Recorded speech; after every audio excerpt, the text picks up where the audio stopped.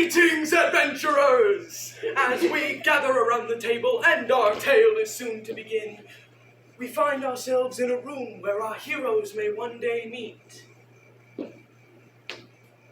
As I stand here, Chekhov's gun to my head, the stage is set and the curtains are soon to close. I have set up a big dramatic ending and I don't know how to get there. Hi, my name's Larzman. I fancy myself a bit of a bard, and I think I've handled my time with this project up to this point rather poorly. I wrote my script too recently. I found my first draft to be dreadful. It was told from this pretentious, all-knowing perspective. Sir, Gideon off near the all-knowing. I don't know. I thought it was dumb. So here's the story that I want to tell. The year was, we'll say, 2010. And it was the first day of school, first day of kindergarten. And I had known love for the very first time.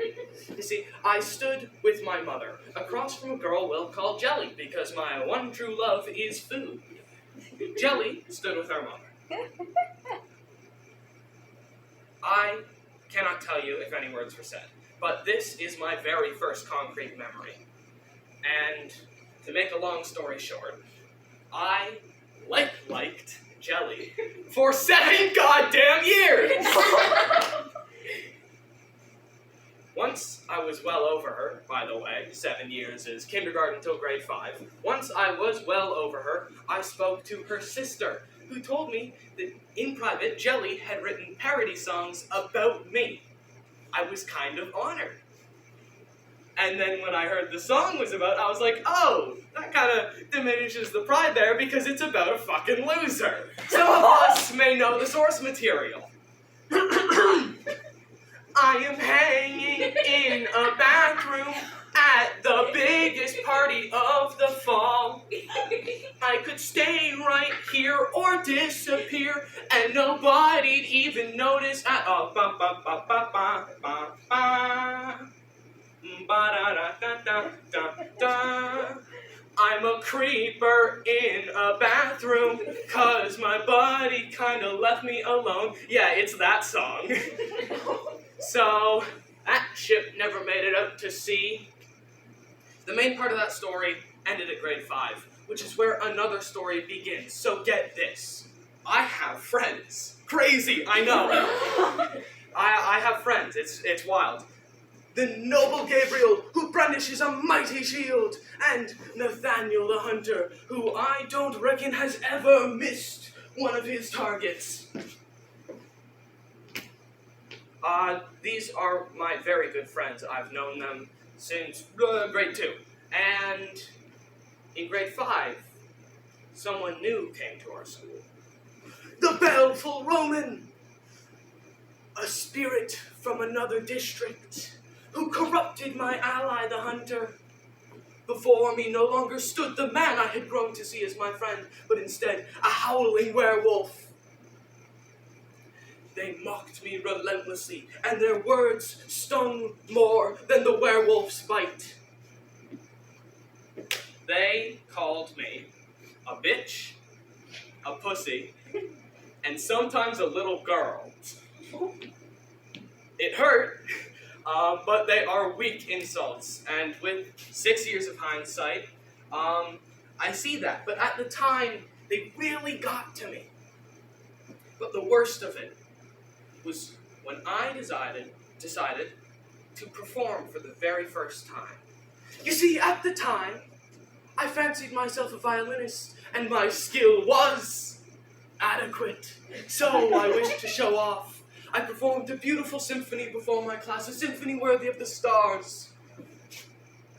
Twinkle, twinkle, little star, how I wonder what you are. The crowd roared in applause. As I bow and left the stage, I returned to speak with my friends. They mocked me again.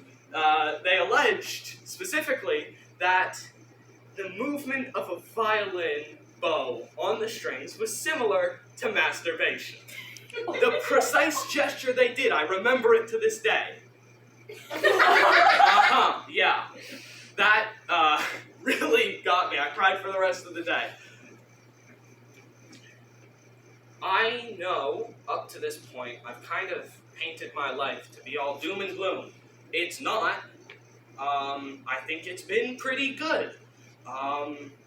Even after chasing unrequited love for 7 years, I got a girlfriend, and I got closure about my first crush on Jelly. We talked, and she said that me and my girlfriend at the time made a very cute couple. Felt pretty good. And Roman, I eventually got through to Nate, and Roman left the school. I was overjoyed, is what I'd say if I wasn't emotionally shelled out by a year of bullying. Even after Roman had left, the wounds of the bullying remained. I believed the curse of lycanthropy had been passed on to myself. I kept it inside of my friend group, but when me and my friends talked and joked, it was a cyclical, scathing banter. It was cruel. And as we were all growing, our voices started to change. And I flattened mine out to a monotone because I didn't want that vulnerability, because we made fun of each other. It was mean. I didn't want to be the target of that. I was broken like this for a few years until a man whose wonderful symphonies and beautiful words reached deep into my cocoon of despair. His name, Lin-Manuel Miranda. The words, who lives, who dies, who tells your story, they ring in my head to this day. And as I perform this all for you, some choice words stick out above all others.